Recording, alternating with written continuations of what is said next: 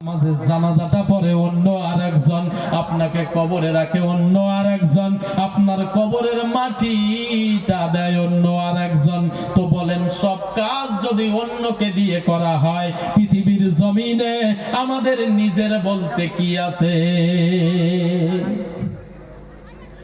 একটা মানুষ যখন পৃথিবীর জমিন ছেড়ে বিদায় নেয়, আল্লাহ রাব্বুল আলামিনের ফেরেশতা আজরাইল যখন তার কাছে আসে, রূহটাকে যখন কবজ করে নেয়, জানটাকে যখন বের করে নেয়, বের করে নিয়ে কিন্তু সঙ্গে সঙ্গে নিয়ে যায় না, রূহটাকে ওখানে ছেড়ে দেয় আর বলে, দেখ পৃথিবীর জমিনের ভিতরে তুই যাদেরকে বেশি মহাব্বত করেছিস, আজকে তারা তোর জন্য কি করে একটু দেখ।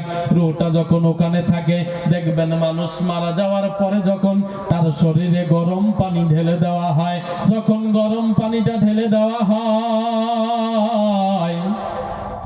আল্লাহ রাব্বুল আলামিনের নবী হযরতে আনাস হাদিসটি বর্ণনা করেছেন বাইহাকী শরীফের।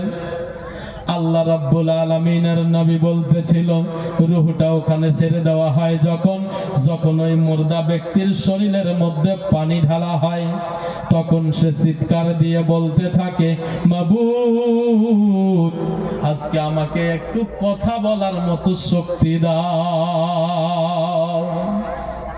আল্লাহ তখন ডেকে বলে, বান্দা, এটা এমন একটা জগৎ, যেই জগতে নিয়ে আসার পরে আর তাকে ফিরিয়ে দেওয়া হয় না।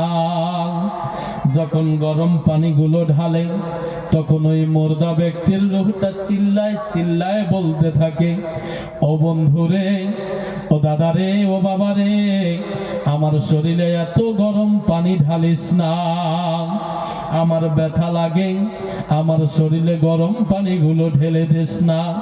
যখন গরম পানি দিয়ে ধোয়া হয়ে যায়, গরম পানি দিয়ে ধোয়ার পরে যখন তার শরীর থেকে কাপড়গুলো খোলা হয়, সে তখন চিল্লায় চিল্লায় বলতে লাগে, আমি পৃথিবীর জমিনের ভিতরে এত দামি দামি কাপড় পরতাম, এত ব্র্যান্ডেড কাপড় পরতাম, আজকে আমার শরীর থেকে কেন তোরা কাপড়গুলো খুলে দিতেছিস?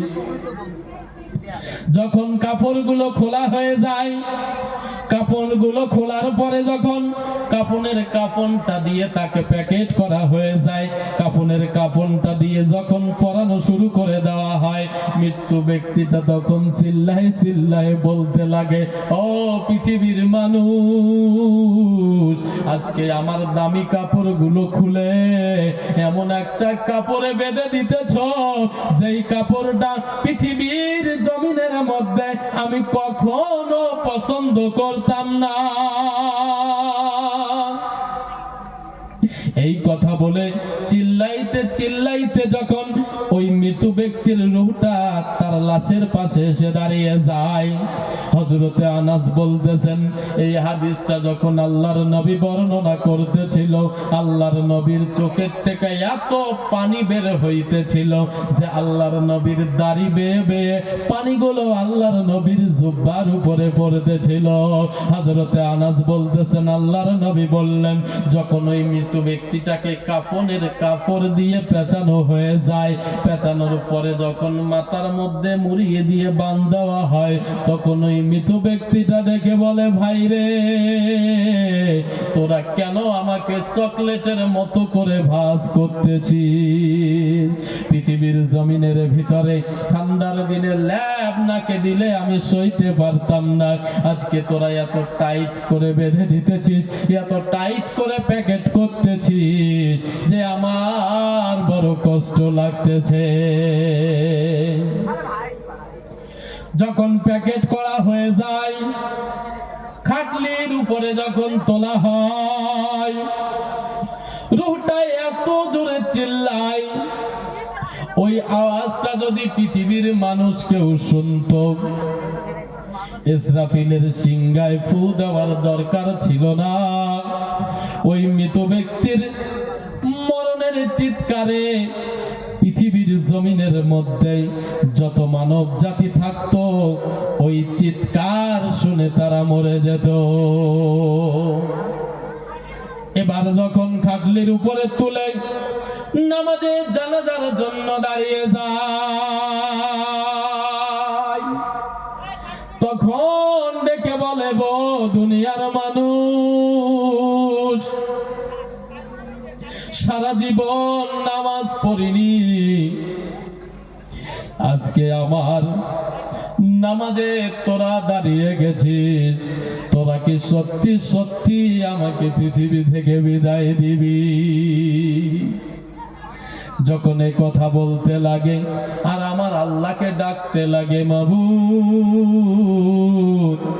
তুমি শুধু একটা মিনিটের জন্য আমার আওয়াজটাকে খুলে দাও, আমি পৃথিবীর মানুষগুলোকে বলতে চাই। আমার আল্লাহ ডেকে বলবে, বান্দা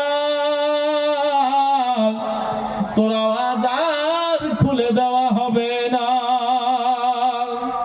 যখন নিয়ে গিয়ে কবরে শোয়ানো হয়, কবরে শোয়ানোর পরে যখন উপর থেকে বাঁশের চামড়াগুলো দিয়ে দেওয়া হয়, তখন ওই মৃত ব্যক্তি কেঁদে কেঁদে কেঁদে কেঁদে কেঁদে বলে, এতক্ষণ পর্যন্ত যা করেছিস আমি দেখতে পেয়েছি, এমন একটা জায়গায় আমাদেরকে রেখে দিতেছিস, এমন একটা জায়গায় রেখে যাইতেছিস যেই জায়গার মধ্যে লাইটের ব্যবস্থা নাই, যেই জায়গার মধ্যে নিচে কোনো বিছানির ব্যবস্থা নাই, যেই জায়গার মধ্যে অন্ধকারে ভরপুর, তোরা এমন একটা জায়গায় আমাকে রেখে চলে যাস। এই কথা যখন বলবে, আজরাইল আলাইহিস সালাম এসে তার রূহটাকে নিয়ে গিয়ে জমা করে দিবেন। আবার জমা করার কিছুক্ষণ পরে তার শরীরের মধ্যে রূহটাকে ফিরিয়ে দেওয়া হয়। ফিরিয়ে দেওয়ার পরে কবরের মধ্যে মুনকির নকির আসে। কবরের মধ্যে যখন মুনকির নকির আসে, যদি ওই মানুষটার পৃথিবীর জমিনের ভিতরে আমল ভালো থাকে, যদি ওই মানুষটা পৃথিবীর জমিনের ভিতরে কোরআনের সাথে মোহাব্বত থাকে, যদি ওই মানুষটার পৃথিবীর জমিনের ভিতরে হাদিসের সাথে মোহাব্বত থাকে, ওই মানুষটার কবরটাকে আমার আল্লাহ রিয়াজুল জান্নাত বানিয়ে দেয়। আল্লাহর নবী বলতেছেন, আল কবরু রাওযাতুম মিন রিয়াজিল জান্নাহ আও হুফরাতাম মিন হুফারিন নার। পৃথিবীর জমিনে যে ভালো কাজ করে কবর জমিনে আসবে, তার কারো কবরটাকে জান্নাত বানিয়ে দেওয়া হবে। আর যদি পৃথিবী থেকে খারাপ আমল নিয়ে কবরের জমিনে আসে, তার কবরটাকে জাহান্নামের টুকরায় পরিণত করে দেওয়া হয়। কেউ যদি পৃথিবীর জমিনে কোরআনের সঙ্গে তার মোহাব্বত ছিল, কোরআনওয়ালাদের সঙ্গে মোহাব্বত ছিল, মাদ্রাসার সাথে মোহাব্বত ছিল, মসজিদের সাথে মোহাব্বত ছিল, এমতো অবস্থায় কবরের জমিনে চলে গেছে, আল্লাহ রাব্বুল আলামিনের নবী বলতেছেন, কবরের জমিনে থুইতে দেরি, কবরটাকে জান্নাত বানিয়ে দিতে দেরি করবে না। আনোয়ার শাহ কাশ্মীরি তার কিতাবের মধ্যে একটা ঘটনা উল্লেখ করেছেন, যে একজন কোরআন প্রেমিক মানুষকে যখন কবরে রাখা হয়, কবরে রাখার পরে তার কাছে যখন মুনকির নকির আসে, মুনকির নকির এসে জিজ্ঞেস করে, কবরের ভিতরে যখন মুনকির নকির ঢুকে দেখে কবরের ভিতরে লাশ নাই, বিশাল আকারের একটা পাখি রয়েছে। মুনকির নকির ডেকে বলে, মাবুদ এখনই না অমুক গ্রামের ফোলা ইবনে ফোলা অমুকের বেটা, অমুককে কবরের মধ্যে রাখা হলো, কিন্তু আল্লাহ আমরা তার কাছে প্রশ্ন করব, কিন্তু লাশটা তো খুঁজে পাইতেছি না। আল্লাহ বলবে, কি দেখতেছিস? বলে, একটা পাখি। যে পাখিকে জিজ্ঞেস কর এই কবরের লাশটা কোথায় গেল। তখন পাখিকে জিজ্ঞেস করবে, ও পাখি একটু আগেই যে কবরের মধ্যে অমুকের বেটা অমুককে রাখা হয়েছে, বল না তার লাশটা কোথায় চলে গেল। পাখি কথা বলবে না। এক দুইবার তিনবার জিজ্ঞেস করার পরে মুনকির নকির একটা ধমক লাগিয়ে বলবে, পাখি বল না কোথায় গেল সে? তখন পাখিটা বলবে, ও মুনকির নকির, তোরা মনে হয় আমাকে চিনতে পারিস নাই। তোরা ধমক দিস কাকে রে? তোরা ধমক দিস কাকে? তোরা যদি এই মানুষটাকে খুঁজতে চাস, এই কবরের লাশটাকে বের করতে চাস, আমি পাখি আমার ভিতরে লুকিয়ে রেখেছি। তোদের যদি দম থাকে, তোদের যদি হিম্মত থাকে, আমার ডানার তল থেকে খুঁজে বের কর কোথায় আছে। মুনকির নকির খোঁজা শুরু করে দিবে, খুঁজতে খুঁজতে হয়রান হয়ে যাবে। লাস্টে ডেকে বলবে, মাবুদ, এই পাখি আমাদেরকে ক্লান্ত করে দিয়েছে, এখনই লাশটা রাখলো, আমরা তো খুঁজে পাইতেছি না। আল্লাহ বলবে, পাখিকে বল, পাখি বের করে দিবে। আবার পাখিকে বলবে, ও ভাই পাখি, বল না কোথায় রেখেছিস, বের করে দেয়। তখন পাখি বলবে, বল তোদের দুইজনের কি কাজ তার সঙ্গে? পাখি বলবে, কোশ্চেন করব, প্রশ্ন করব, যদি জবাব দিতে পারে ভালোর ব্যবস্থা করব, আর যদি জবাব দিতে না পারে খারাপ ব্যবস্থা করে দিয়ে যাব। পাখি তখন ডেকে বলবে, তোরা যা জিজ্ঞেস করার আমাকে জিজ্ঞেস কর। তখন ওই মুনকির নকির ডেকে বলবে, ও পাখি, এবার বলো না তোমার আসল পরিচয়টা কি? যখন আসল পরিচয় জানতে যাবে, পাখি দেখে বলবে, মুনকির নকির, আমার তো পরিচয় দেওয়া লাগে না, আমার পরিচয় দেওয়ার দরকার নাই। আমার ভিতরে যে আছে সে আমার আশিক, আমার ভিতরে যে আছে সে আমার বন্ধু, আমি তাদেরকে বের করে দেব না। কিন্তু মুনকির নকির যখন বারবার করে জিজ্ঞেস করবে, তখন পাখি বলবে, ও মুনকির নকির, আমি হলাম পবিত্র কালামুল্লাহ শরীফ। যখন বলবে আমি কোরআন শরীফ, মুনকির নকির থমকে দাঁড়িয়ে যাবে, যে তুমি যদি কোরআন শরীফ হও, বলো না লাশটা কোথায়, বের করে দাও।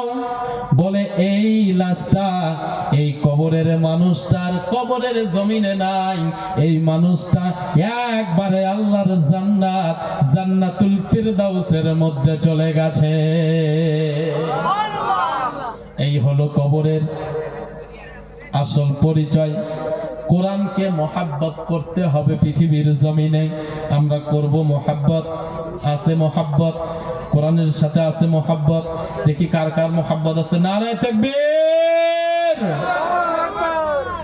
আছে কোরআনের সাথে মহাব্বত, মাদ্রাসার সাথে মহাব্বত আছে। হুজুরদের ভুল ধরেন না তো না, আপনাদের বলরামপুরের মানুষ মনে হয় ভালো, হুজুরদের ভুল ধরে না না। কিন্তু আমার আসামের এমন পরিস্থিতি, জোরে হাঁটি গেলেও দোষ, আস্তে হাঁটি গেলেও দোষ।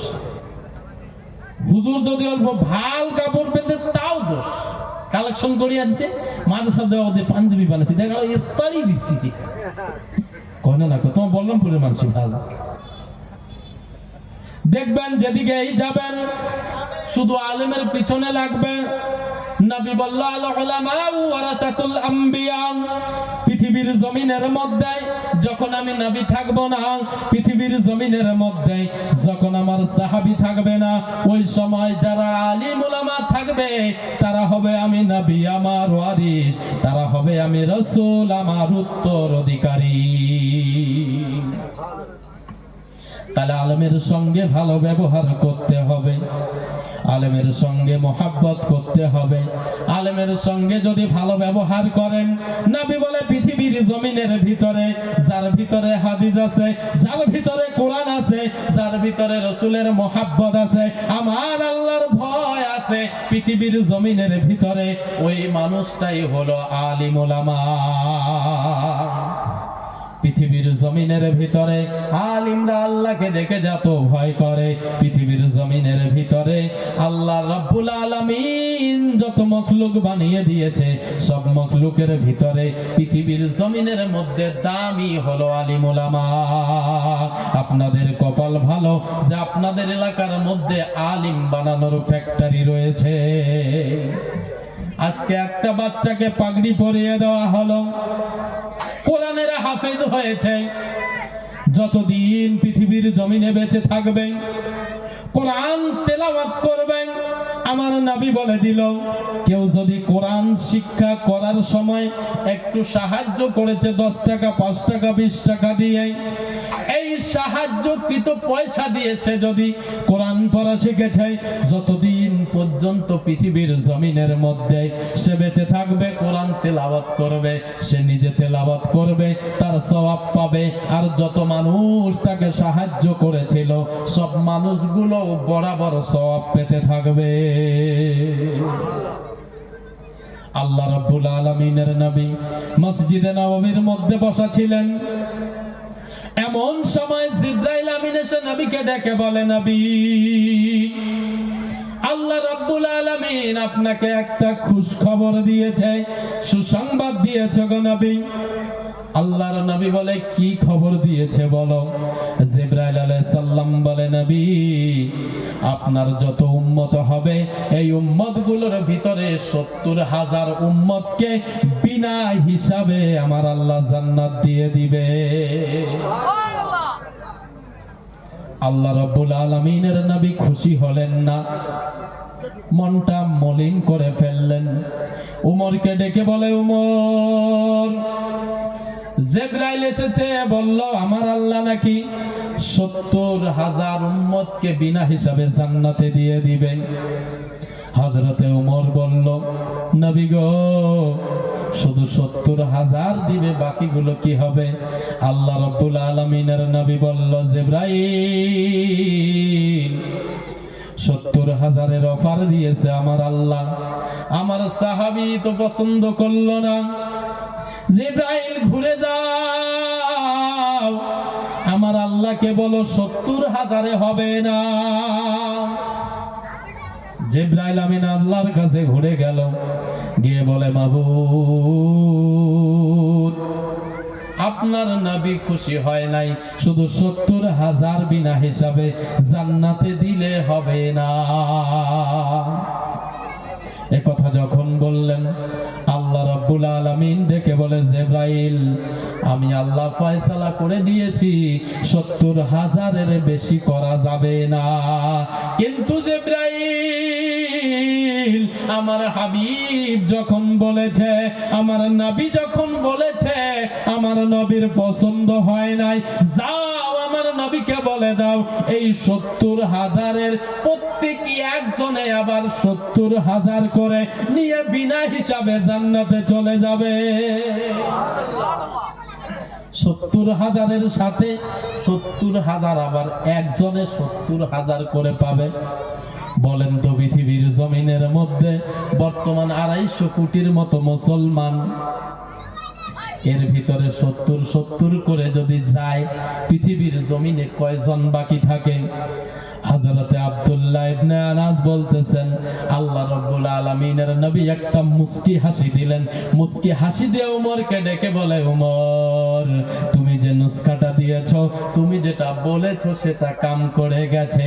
আমার আল্লাহ প্রত্যেক একজনকে আবার 70,000 করে নিয়ে যেতে বলেছে। উমর দাঁড়িয়ে বলে, নবী, এত বড় সুসংবাদ।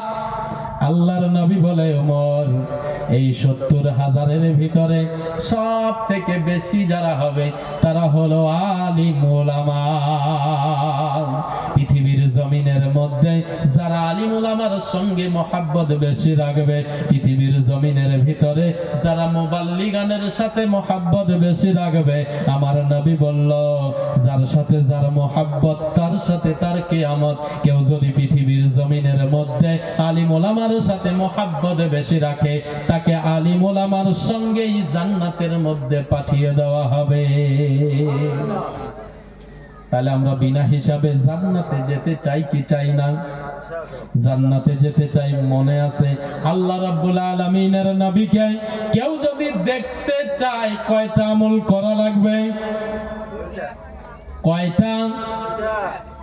দুইটা আমল করা লাগবে বলবো, কিন্তু তার আগে একটা কথা হলো, ও পৃথিবীর জমিনের মানুষ, একটা কথা ভালো করে কান খুলে শুনে রাখবেন। ও সোনারা, একটা কথা ভালো করে মনে রাখবেন, পৃথিবীর জমিনের ভিতরে আপনি যদি সফল হতে চান, পৃথিবীর জমিনের ভিতরে আপনি যদি কামিয়াব হতে চান, আপনার ভিতরে রাসূলের সুন্নাত থাকতে হবে, আপনার ভিতরে রাসূলের মহব্বত থাকতে হবে। বর্তমান কি রাসূলের মহব্বত খুঁজে পাওয়া যায়? যায় খুঁজে পাওয়া নাই। আমাদের চলন ফিরনেই তো রাসূলের সুন্নাত নাই, আমাদের পোশাকের রাসূলের সুন্নাত নাই। আছে? নাই। আল্লাহ রাব্বুল আলামিনের নবী বলেছেন, পৃথিবীর জমিনের ভিতরে যারা পুরুষ আছো, পুরুষ মহিলা না, যারা পুরুষ আছো তারা একটু ঢিলা ঢালা পোশাক ব্যবহার করবে। পাওয়া যায়? আছে? বর্তমানকার চেংড়া বেংড়া ঢিলা ঢালা পোশাক আছে, ঢিলা ঢালা পোশাক নাই। এমন পোশাক পরে, ওই পোশাক পরে যদি বাবু কোনোদিন কালে ভালে মসজিদে নামাজে ঢোকে আর যদি সিজদার ভিতরে যায়, দেখবেন ওর পিছনের কুচবিহারটা অর্ধেক বের হয়েছে। বের হয় না? আল্লাহ রাব্বুল আলামিনের নবী বলল, আদ-দাইয়ুসু লা ইয়াদখুলুল জান্নাহ। পৃথিবীর জমিনের ভিতরে আল্লাহ রাব্বুল আলামিনের নবী বলে দিল, যেই পুরুষরা দাইয়ুস হবে তারা কোনোদিনও জান্নাতে যেতে পারবে না। সাহাবীরা বলে, নবী, দাইয়ুস কি পুরুষকে বলা হয় না মহিলাকে? নবী বলল, ও সাহাবীরা, দাইয়ুস পুরুষকে বলা হয়, মহিলাকে না। কারণ পৃথিবীর জমিনের ভিতরে মহিলাদেরকে সব কাজে কিন্তু অগ্রাধিকার দেওয়া হয় নাই। আপনার মনে চাইলে আপনি বাজারে যাইতে পারবেন, কিন্তু আপনার স্ত্রী, আপনার মা, আপনার বোন, তাদের মনে যদি চায় বাজারে যেতে পারবে না, স্বামীর কাছ থেকে পারমিশন নিয়ে যেতে হবে। আল্লাহ রাব্বুল আলামিনের নবী বলে দিল, পৃথিবীর জমিনের মধ্যে কোন মহিলা যদি স্বামীর পারমিশন ছাড়া ঘরের দরজাটা পার করে একটু বাইরে বের হয়, ও পৃথিবীর জমিনের মহিলারা শুনে নাও, তোমরা যদি স্বামীর হুকুম ছাড়া ঘরের দরজাটা বেরিয়ে একটা পা বাইরে রাখো, তোমাদের জন্য জাহান্নাম ওয়াজিব হয়ে যাবে। আল্লাহ রাব্বুল আলামিনের নবী বলে দিল, পৃথিবীর জমিনের মধ্যে একটা মহিলা যদি ইচ্ছা করে 4 জন পুরুষকে বিনা হিসাবে জান্নাতে পাঠিয়ে দিতে পারে। আবার পৃথিবীর জমিনের মধ্যে একটা মহিলা যদি ইচ্ছা করে 4 জন পুরুষকে বিনা হিসাবে জাহান্নামের মধ্যেও পাঠিয়ে দিতে পারে। জান্নাতেও পাঠাতে পারে, জাহান্নামেও পাঠাতে পারে। এই 4 জন পুরুষকে কে? আল্লাহ রাব্বুল আলামিনের নবী এই 4 জন পুরুষকেই দাইয়ুস বলে দিয়েছে। এর ভিতরে 1 নম্বর হলো বাবা। মনে রাখবেন, 1 নম্বর কে? বাবা। 2 নম্বর হলো ভাই, 3 নম্বর হলো ছেলে, 4 নম্বর হলো স্বামী। এই 4 জনকে একটা মহিলা ইচ্ছা করলেই জান্নাতে পাঠাতে পারে, আবার ইচ্ছা করলেই জাহান্নামে নিয়ে যেতে পারে। আল্লাহ রাব্বুল আলামিন যখন পর্দার আয়াত নাজিল করে দিলেন, আমার আল্লাহ বলে দিলেন ওয়াকারনা ফি বুয়ুতিকুন্না ওয়ালা তাবাররাজনা তাবাররুজাল জাহিলিয়াতিল উলা।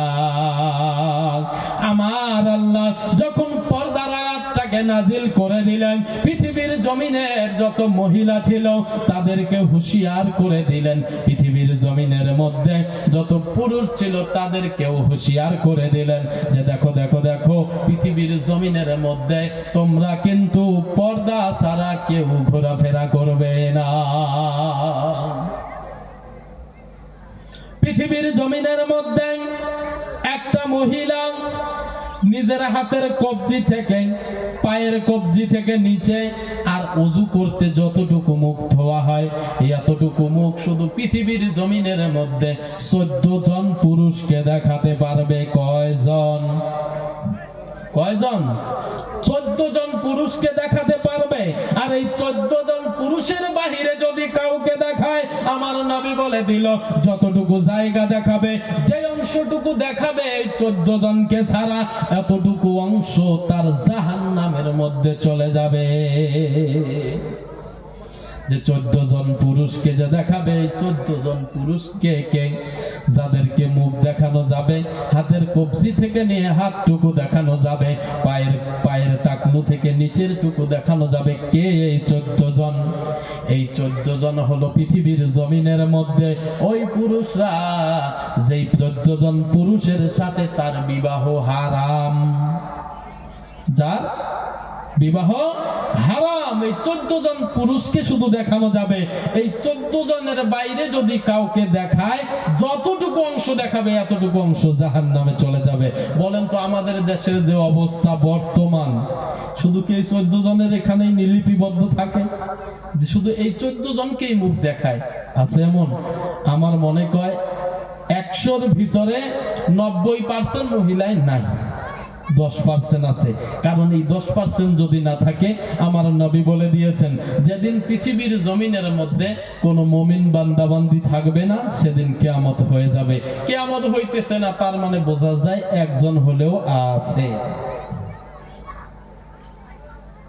একজন হলেও আছে। এই 14 জনকে ছাড়া আমার তো মনে হয় এই 14 জনকেই ভালো করে মুখ দেখায় না, বাকি সগাকে দেখায়। কথা ঠিক কিনা? এই 14 জনের সামনে আসলে বিশাল পর্দাশীল হয়ে যায়, মনে হয় জান্নাত থেকে পালিয়ে আসলো। কিন্তু এই 14 জন ছাড়া অন্য সবাইকে সবকিছু দেখিয়ে দেয়। আসাম্মর চিনি না? আসাম্মর, ছাগলিয়া আসাম্মর।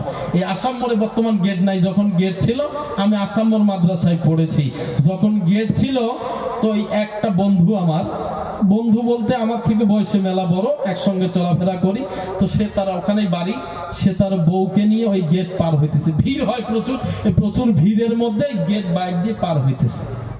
তো তখন তো ছোট, অত বেশি কিছু বুঝতাম না, তো গিয়ে পাশে দাঁড়ালাম, সালাম হলো, আসসালামু আলাইকুম। ওয়ালাইকুম সালাম।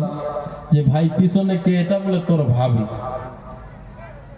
আমি ছোট্ট মানুষ তখন, ভালোই মনে আছে আমার, একবার শুধু পিছনে তাকাইছি, নাউজুবিল্লাহ, এই যদি ভাবির অবস্থা হয়, এই অবস্থা স্বামীর পিছনে বসে, ও স্বামী ছাড়া থাকলে আর কি করে তাহলে বলেন তো? মানে ও শাড়ি পরেছে না মশারি পরেছে বোঝা মুশকিল। ঠোঁটে আবার ঠোঁট পলিশ লাগিয়ে দিয়েছে, এত লাল বানিয়ে দিয়েছে মনে হয় কেউ পান খেয়ে ওর মুখের মধ্যে পিক ফেলেছে। আল্লাহ রাব্বুল আলামিনের নবী বলে দিল পৃথিবীর জমিনের মধ্যে মহিলাদের জান্নাতে যাওয়া একবারে সহজ।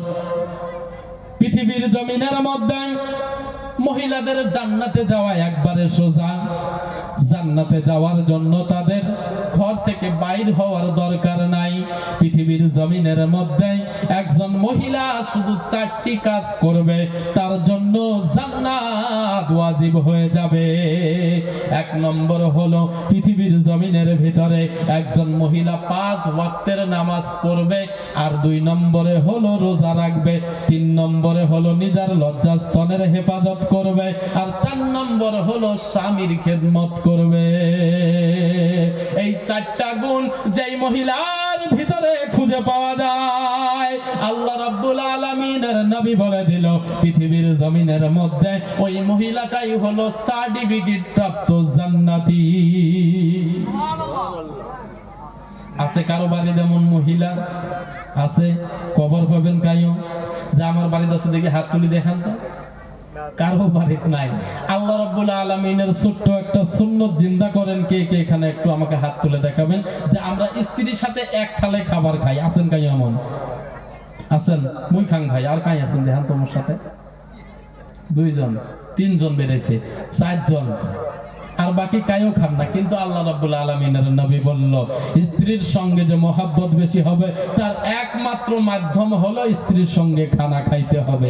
হযরতে আয়েশা সিদ্দিকা রাদিয়াল্লাহু তাআলা আনহা একদিন খাবার খাইতেছেন, আল্লাহ রাব্বুল আলামিনের নবী ঘরের ভিতরে ঢুকে পড়লেন। হযরতে আয়েশা সিদ্দিকা রুটিটা ছিঁড়েছে, মুখের ভিতরে দিবে, আল্লাহ রাব্বুল আলামিনের নবী টপ করে আয়েশার হাতটা ধরলেন আর ডেকে বলে, আয়েশা রুটিটা আমাকে দিয়ে দাও, আমি খাবো।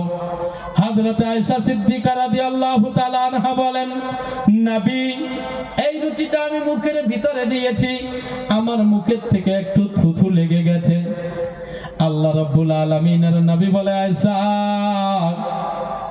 আজকে তুমি রুটিটা আমাকে খাওয়িয়ে দাও, কাল কিয়ামতের দিন যখন আমার উম্মতদেরকে লাইন করে দাঁড় করানো হবে, তখন আমি রাসূলুল্লাহ বলবো পৃথিবীর জমিনের ভিতরে আমার স্ত্রীর সঙ্গে আমার এত মহব্বত ছিল যে তার মুখের লালা পর্যন্ত আমি খেয়ে ফেলেছি। এই হাদিস শুনে আমার গ্রামের এক দাদা মারা গেছে, আল্লাহ জান্নাতবাসী করুক, শেষ বয়সে নেশাবে যায় শুনছে, শোনার পরে বাড়ি এসে ডাক দিছে, এ ফটকুরমা শোন। কি হল? মই কিন্তু হাদিস শুনিয়েছেন যে স্বামী স্ত্রী এক থালত খাবার খাওয়া লাগে, এক থালত খাওয়া লাগে, সুন্নত। তো বয়স্ক মানুষ কিন্তু অল্প শরম খায়, চ্যাংরা বেলায় হলে কিন্তু অভ্যাস থাকে একটা, বয়স হয়ে গেলে কিন্তু শরম লাগে। খামো নাতি দেখতে, নাতিনি দেখতে, ফির যদি বেটার বউ আসে তাহলে সারাই সর্বনাশ। এই কথা মনে করে কয় না খাওয়া যাবে না, কয় খাওয়া লাগবে, সুন্নত খাওয়াই লাগবে। কয় ঠিক আছে স্যার। এই কথা বলে যখন 2 জন একসাথে এক থালের মধ্যে খাওয়া শুরু করেছে, এবার খাইতে খাইতে খাইতে খাইতে লাস্টে গিয়ে একটা গোস্তের টুকরা বেশি হয়েছে। খালি বেশি হয় না খাবার? তবলিগি ভাই যারা আছেন তারা কিন্তু একসাথে আমরা এক থালের মধ্যে খাই না। খাওয়ার পরে যদি একটা কিছু বেশি হয় তাহলে ভাই তুই খা, ওই এক থালে তুই খা, ওই থালে তুই খা, কয় না লাস্টত সবাই মিলে ভাগ করি খায়, নাহলে একজনও খোয়া দেয়, দেয় কে দেয় না। স্বামী স্ত্রী 2 জনের ঠেলা ঠেলি শুরু হয়ে গেল। ও বলে তুমি খাও, ও বলে না তুমি খাও। লাস্টে দাদা বলে তুই খা। দাদার আগে মানুষ যেই বলেছে তুই খা, দাদি প্রমাণ করে তুলি মুকুট দিছে। এবার দাদি বলে ভাই রে মুকুট দিয়া এমন বিপদ পড়ে গেছে, তোর দাদা যে বিড়ি খায়, এমন গন্ধ ধরছে গোস্তর মধ্যে, এই বিড়ির গোস্ততে গন্ধতে গোস্তর মধ্যে বিড়ি বিড়ি গন্ধ, মানে সেই গন্ধ ধরছে বিড়ি বিড়ি নাগে। এবার গোস্ত যদি তোর দাদার সামনে ফেলে দেন, এই শেষ বয়সে তোমার তালাক দিবে, সংসার করবেন না। আসলে না এমন রাগী মানুষ? আমার ওটি একটা চাচা আছে, এমন ডাং ডাঙায় বউ, ডাঙাইতে ডাঙাইতে আব্বা বলি রাখো তাহলে কিন্তু তো ছাড়বে না। বাস্তব ঘটনা, বাঁচিয়েছে এলাম। তারপরে দেখবেন হুজুরের বাড়ি বাড়ি বেড়ায় যে হুজুর বউ তো আব্বা বলি ডাকায়।